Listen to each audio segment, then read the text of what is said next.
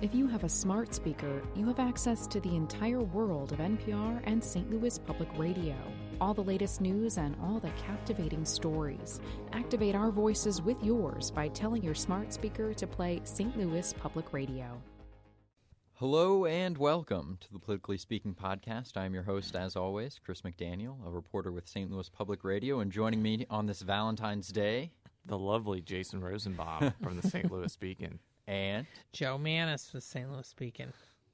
And, you know, I can think of no better way to spend Valentine's Day than just curling up, maybe with a glass of wine, and listening to the Politically Speaking podcast. You know, Chris, I love how when we record on a holiday, you always find some way to incorporate that into your introduction. Very timely, very timely. Or they listen to the mayoral forum, the repeats. Yes. I think Channel 9 is showing it. They might be showing it tonight or something like that. Or you can listen to it on stlpublicradio.org. But there was a mayoral forum on Monday that was put on by St. Louis on the Air. It had all three of the candidates, including Jimmy Matthews. The Democrats, all three of the Democrats. Yes, all three of the Democratic candidates for the March 5th primary.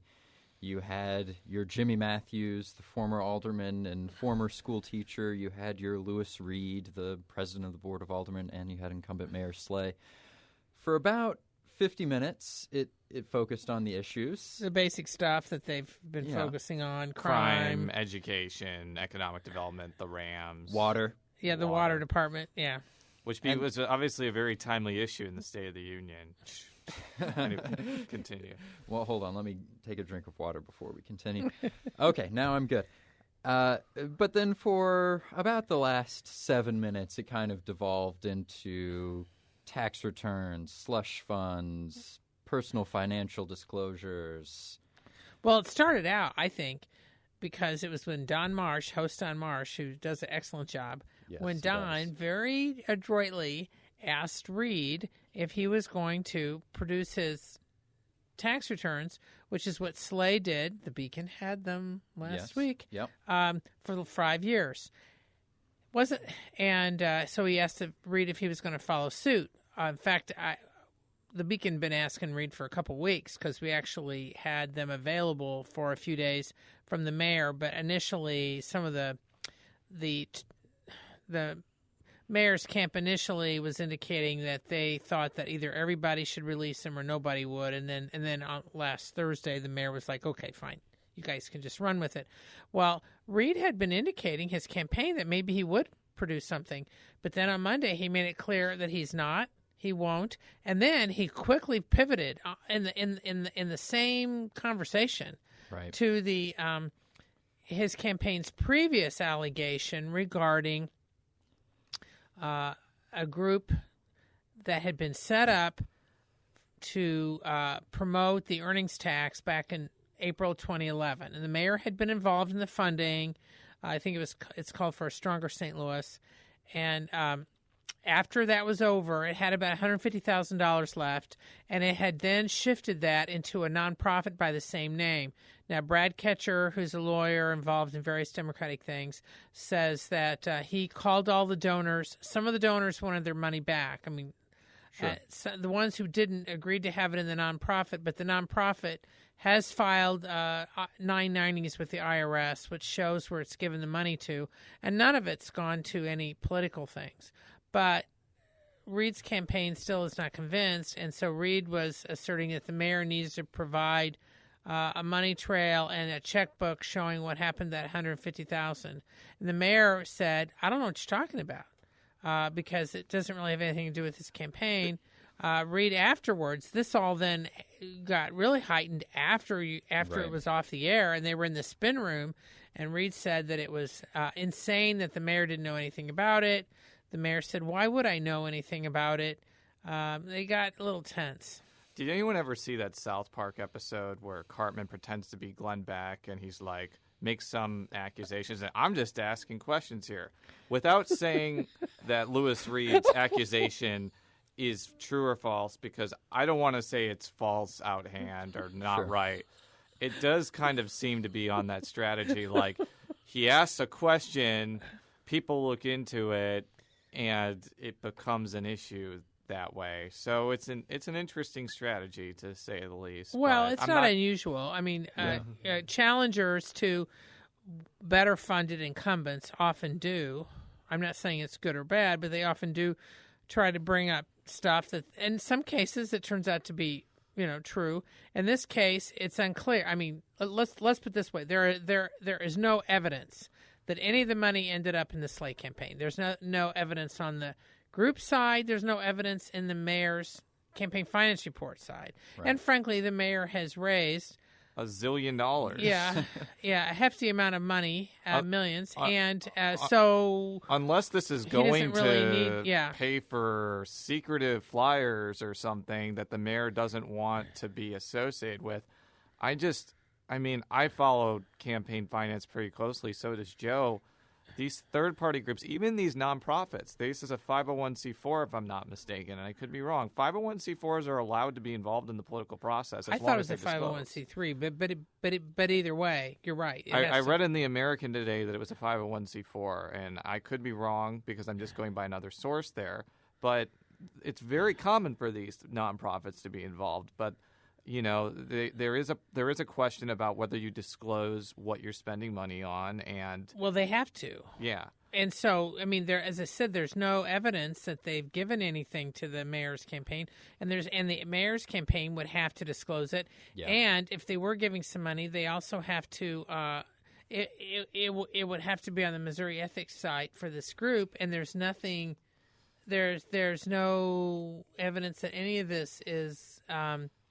Yeah. And after the forum, I was talking to Lewis Reed, and I asked him, if you're alleging wrongdoing, why haven't you filed a complaint with the Missouri Ethics Commission? Yeah. And his answer for that was, well, we're hoping that it doesn't have to come to that. Well, again, I'm not really sure St. Louis Joe or St. Louis Nancy is really following this issue that closely. This is probably just more for the political junkies that. But if you're listening to a forum and you hear things about $150,000 slush fund, that just sounds bad. You don't. You don't. But I'm just saying. I mean, people that live in St. Louis City, this type of stuff is probably interesting for the political subtext. But I think they probably were listening more to the first 50 minutes of that forum where they were talking about issues and what these people are going to do to make this very challenged city better. And I mean, I've said that a few times on this podcast that is why I think there's a lot of interest in this race. So. Well, it's more for the broader context of them trying to make an impression or, race. That Reed's having a press conference later today, which at least a couple of us will probably be at. Yes, and, we will.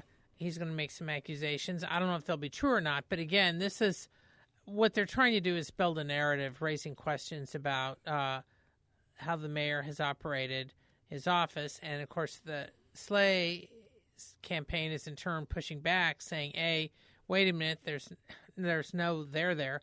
B, the mayor has been running his campaign in part on his ethical behavior, but the fact that there have been no personal controversies involving his staff. I mean, there may be some professional controversies about different decisions, but there's been none of this. And I will just say, I mean, the mayor's campaign has also launched a negative.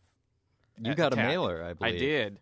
I got a mailer with the accusation or insinuation that Lewis Reed, had a conflict of interest because of the Castle Ballroom co-ownership with former U.S. Representative Russ Carnahan. I guess this is an old story, if I'm not mistaken. Yeah, well, Reed and Russ Carnahan are very close friends, and they did several business dealings. Now, again, I mean, I don't think that, St. Louis Joe and St. Louis Nancy are really that vexed about this, but it was notable because I do think that might be the source of an upcoming TV ad, because a lot of the mailers that me and my wife have received have very much conformed with the TV ads. We've gotten one on lead poisoning. We got some featuring the man who was retired from the police department. So if you are watching TV soon, I'd be on the lookout for that, because I think it's coming. And see, the mayor has been running virtually all the TV ads so far. Now, Reed has got some stuff up on cable as of this week. And but the mayor is is the one with all the TV ads and is really flooding the airways with some of this stuff. Well, but even before the mayoral forum, we had on Saturday. Very exciting decision. Very exciting decision. Hot news. I was glued to my computer while Twitter. I was in Orland Park, Illinois, to see this decision. Because it really monumental decision. It might be the first congressman, I believe, from the state of Missouri with the first name of Jason. Good news for Jasons everywhere. Yeah, so just, to put this in context, this is Southeast Missouri, the 8th District. It's vacant since a few weeks ago because Joanne Emerson stepped down because she took a big job heading a major association in Washington, D.C., and so there was a crowd of Republicans vying for the seat. On Saturday, actually it was 84 of the 86 voting Republican officials who had picked the nominee gathered in Van Buren, Missouri, and they had 6 rounds of balloting, and it got pretty heated. But in the end, Jason Smith, state rep from Salem, carried the day. He led all along through all the balloting, but he didn't have enough until the end. Lieutenant Governor Peter Kinder was a distant second. I think this does hurt Kinder's career from the standpoint that if he was looking to be something else other than lieutenant governor, there's not an obvious path for him. I mean, he could still run for governor in 2016, but I think he'll have some other Republicans that want to do that. And it is interesting that, I think as he mentioned, Kinder stood down a few times from running for things for his reasons, for the good of the party or party unity. Yes, he did. And so when he finally stepped up and wanted to do something else, he was basically, not given that opportunity. So and this was an insider's game. This was unusual in that generally you would have a primary, but because of the circumstances and the way the state and law because this is a Republican seat, there's a ton of Republican officials. You wouldn't expect him just to get a free pass to this type of thing. And I think that he might have mentioned that the concern against him was that there was uncertainty about who would fill his slot if he was because the governor had planned on appointing somebody to fill the slot and was expected to appoint a Democrat. And even though the Republicans question whether the governor has the power, and Jason Smith filed a bill about it. Yeah, right. But the fact is, previous governors had, and frankly, I think the governor had a decent chance of prevailing in court over that. Kinder will be in office for until 2016, but I think the real news is that there is a Republican nominee in this Republican district, Jason Smith, and he's already filed a constitutional amendment proposal. I know, and the thing that is about Jason Smith, to save farming, hunting, and fishing in Missouri. Yeah, he's filed that before, and I think was reading a lot of national coverage of this because they wrote usually 4 paragraphs, and everyone was just like, "Oh, this 32-year-old got the nomination. Oh man, this guy's so young.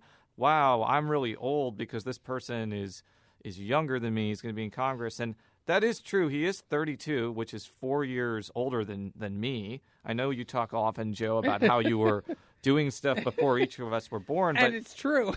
That's what's but in many ways, his age is a bit. And I don't want to say it's deceptive, but he's been in the legislature since early 2006, which would make him a grizzled veteran in Missouri's term-limited legislature. And I was just going through a lot of the bills that he sponsored. And generally, you have those red meat conservative bills that you mentioned. But really, a lot of the bills that he's passed over the last few years have been kind of intricate, detailed, professional registration bills and omnibus bills and all those sort of stuff. So even though I think he has that partisan bomb-throwing mentality when he's on the floor, he has kind of focused on maybe under-the-radar legislation, which kind of is a good combination to be a congressman in some sense because you have that nitty-gritty attention to detail, but there is always a partisan political element to Congress. So I mean, I don't want to say that he's a shoo-in because there is a Democrat. This Saturday, we need to talk about what's happening this Saturday. Because there's been a little bit of turmoil. I mean, I wrote an article about how Linda Black was the presumed state rep, was the presumed Democratic nominee from Deloge. From Deloge. Things have changed pretty dramatically in the last couple of days, where it appears there might be a new conventional wisdom candidate in Steve Hodges of East Prairie, another state rep. Right. And Steve Hodges is they're both interesting figures in their own right. But Steve Hodges actually won a previously Republican seat in 2006. He's from the Boot Heel area, which is a different geographical base from Jason Smith, who's from the Rolla area. And, last cycle, for example, he faced off against America's Got Talent winner Neil Boyd in his reelection, which many thought was going to be pretty competitive. He won, I think, with over 60% of the vote. So he has experience of running in difficult campaigns. Now, and the 8th District, while it's still Republican, the new boundaries are not as Republican as they were before. Yes. It now includes about the southern third of Jefferson County. So it's and I mean, and St. Genevieve County, which is Democratic territory. Now, like Linda Black, I would say Hodges is probably a more conservative Democrat than many in the legislature. Like also Linda Black, he decided not to override that veto on that contraception bill that we covered last year. I'm sure that may come back to where he'd have to talk about that. But I actually talked about that with him after he did it. He's not afraid to defend his vote on that. He's a very folksy guy. I think that he may have a different style than Jason Smith. But, I mean, when it comes down to it, the 8th District is a Republican-leaning district. And Jason Smith, while he is not a household name, I think from all indications is going to work very hard to try to win this seat. And it'll be an interesting race, but it's going to be an uphill battle no matter who the Democratic nominee is. It might depend on whether the National Democrats decide to get involved or whether they decide to sit this one out. So. Yes. And we should mention in passing before we switch is that this could come up this weekend in St. Louis. The state Republicans will be gathering at the Renaissance Hotel for the annual Lincoln Days. Lincoln Days, which flows between Springfield and Kansas City and St. Louis. This year it's in St. Louis. So the 8th District will likely be at least a topic among the rank and file when they're not listening to speeches by such notables as Bobby Jindal. Yeah, Bobby Jindal on Saturday night, and Barossa, a senator from Wyoming, on Friday night. Yeah. So that should be fun, and the Beacon will have coverage. I'm sure be there as well. And I'm sure if Jason Smith has a hospitality suite, everybody's going to go there and tell them how much they've supported him throughout all of his campaigns and all of his endeavors. And Jason Smith has a reputation as a hard worker, so I would not be surprised if he will be there. Also, yeah. Well, let's talk a little bit about some legislative deja vu. There is, and Smith is involved in that too. we have a voter ID bill once again coming through the House. In fact, bringing it back from the past, apparently I saw on the Twitter that Secretary of State candidate Shane Scholler was also in the legislature for this. And as we talked about probably in way distant podcasts about that race. Go back through the archives. But this is an issue that, I sent out a tweet today. I've been covering voter ID since I was with Phil Brooks's crew at the University of Missouri Journalism School in 2006. Yes. So it does really feel like deja vu. Joe wrote something on it yesterday if you want to talk more about it. Yeah, well, because I followed of course, I was not in Jeff City. I followed it via computer because luckily and you can listen into it. You can listen into it, so I listened to the audio. But yes, a lot of the debate was the same as what's been in 2006, 2008, 2010. I mean, it's come up regularly. They almost thought they were going to have it on the ballot in 2012, but it got knocked off by a judge over a debate over a court fight over the ruling. So this is a two-tiered effort. So what passed the House Wednesday night, it needs one more vote, but that's a pro forma vote. This was the big one. The House passed a joint resolution to put on the ballot a proposed constitutional amendment to allow a provision requiring that people come up with a photo ID, and it has to be a government-issued photo ID. Then there was another, and that requires no gubernatorial signature. So if the Senate passes it, it'll go onto the ballot. Of course, again, there may be a court fight over the wording. We'll find that out down the road. The companion bill is the implementation bill. Now, the governor previously has vetoed the implementation bills because he is objected to various aspects of it. Of course, he's not keen on the photo ID requirement anyway because Democrats contend that this disenfranchises elderly, students, minorities, people who are unlikely to have a driver's license. The photo ID requirement that was passed by the House yesterday would require that it either be a driver's license, a state-issued ID, or a military ID. That's it. Now, some of the, just a matter of point, is that in some other states, such as Indiana, which has a photo ID requirement, they do have a broader list of what you can bring with a photo ID on it. I'm from Indiana, and I've looked into that. So, like, student IDs in Indiana are allowed, would not be with this. The Republicans contend this is to prevent against possible fraud, and there was accusations about the city of St. Louis. Again, there's no proof of anything, but some rural voters often have been wary of St. Louis area, mainly because the St. Louis area, the city and county, provides the largest block of votes in the state, period. Right. Always has. So, yeah. Right. And then, as I said, I laid out what the Democratic argument was there. And one of our state reps from the St. Louis area, Roy Erlinger, mentioned during the debate that this had been a big issue in the Kander-Scholler fight because Scholler had been making photo ID a big part of his campaign for Secretary of State.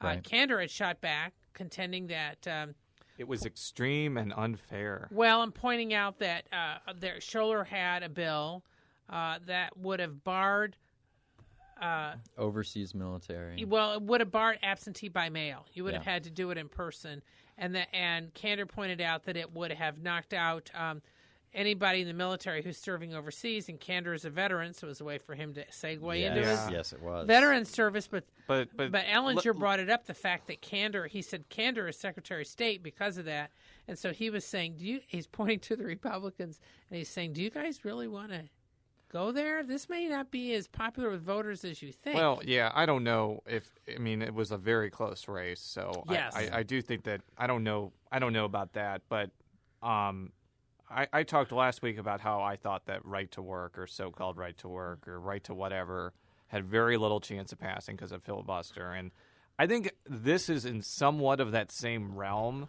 that it could be very difficult to actually get implemented because I would assume that most of the Democratic senators would filibuster this. But, what was it? In 2011, they did get a ballot initiative through the legislature somehow, only for it to be knocked out in the courts. Yes. So I don't know. I'm a little bit more hesitant to pronounce this bill's pass as completely impossible with that in mind. But I think it'll be difficult. But the implementation bill, if the governor vetoes it again, the thing I did notice was, at least for this vote, they did not get the veto-proof majority. By one vote, yeah. No, a couple more. It was 106. Oh, 106. 106 for the implementation. It was 108. Correct me if I'm wrong.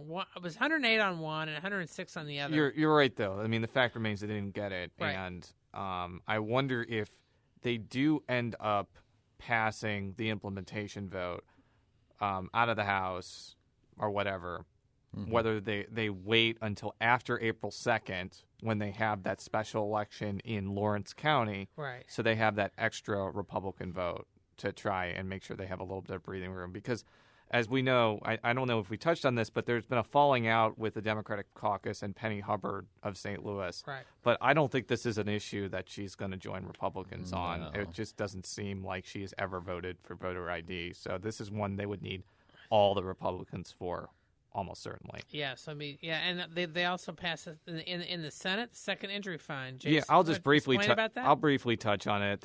What the second injury fund is? The second injury fund it's a very complicated thing, but it's basically a fund that incentivizes businesses to hire people with previous injuries, and it's been basically insolvent because of various reasons, but mainly because the legislature in 2005 they cap this surcharge on workers' compensation premiums that goes to fill this fund, and they've just been running out of money since. So they changed it to where they allow them to increase the cap from 3% to 6%. They're limiting the types of injuries that they're going to pay out benefits for, and they also had a compromise with whether to put occupational disease into the workers' compensation system by setting up another fund within the second injury fund that'll be paid out to people for various injuries inflicted with occupational disease, including a mesothelioma, which is a very, very unpleasant and deadly disease with the lungs. So I wrote about it today. You could probably read more about it at the stlouisbeacon.org, but this has been an issue that there's been no traction on for years. And the fact the Senate was able to pass it, they passed it a few minutes ago, 32 to 2. The final vote. It could be a sign that the Senate is becoming a little bit more functional than previous years. But we'll have to see how it fares in the House before, popping the champagne on that. But I'm sure everyone listening has already popped the champagne for their Valentine's Day celebration. Wow. That works out so well. Just amazing. They haven't. Some of us, we'll be doing that this We evening. followed our script very well this episode. Well, that should just about do it. I hope everyone had a wonderful Valentine's Day. You can follow me on Twitter at @CSMcDaniel. You can follow Jason on Twitter at Jay Rosenbaum. You can find Joe at Jay Mannies. That's JMANNIES. Joe and Jason are at stlbeacon.org, and I'm at stlpublicradio.org. Until then, we'll be back next week. So long. So long. Happy Valentine's Day.